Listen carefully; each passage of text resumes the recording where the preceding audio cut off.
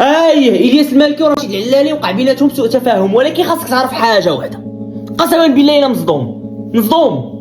اسمع رشيد العلالي شنو قال في تقديم الفيلم ديال كازاكيرا اللي شارك فيه الياس المالكي. طبعا على الحاجه اللي ما فهمتش، قالوا لي غادي تقدم هذا الفيلم هذا، وقالوا لي راه فيلم عائلي، قلت لهم شكون فيه؟ جاي قالوا لي غادي تقدم.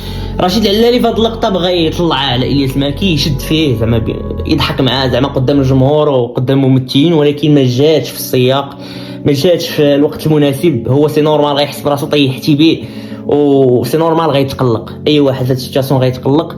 الياس المالكي انا بعدا عجبني الحال، واحد يوتيوبر وهادي ومقاتل مع الوقت، كان كيصور فيديوهات لايفات هادي، وصل للسينما المغربيه. يعني حتى حنا ولا عندنا ممكن نوصل للسينما المغربيه واحد النهار. فالوحيد اللي كيتحمل المسؤوليه وعنده الحق يدوي هو المخرج. حتى واحد، لا انا لا انت لا واحد عنده الحق يقول علاش عيطتي على فلان ودرتيه في الفيلم، علاش المخرج شاف فيه واحد الشوفه، واحد الكاركتير، واحد البيرسوناج في ذاك الفيلم، فداك الشيء علاش عيط ليه.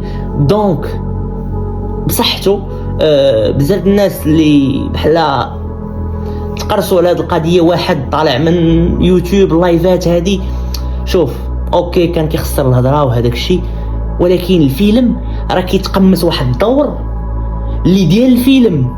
هو في ذاك الفيلم راه عنده واحد البيرسوناج خارج على البيرسوناج ديالو الحقيقي، هو غير كيمثل واحد البيرسوناج. هادشي اللي كاين. السلام.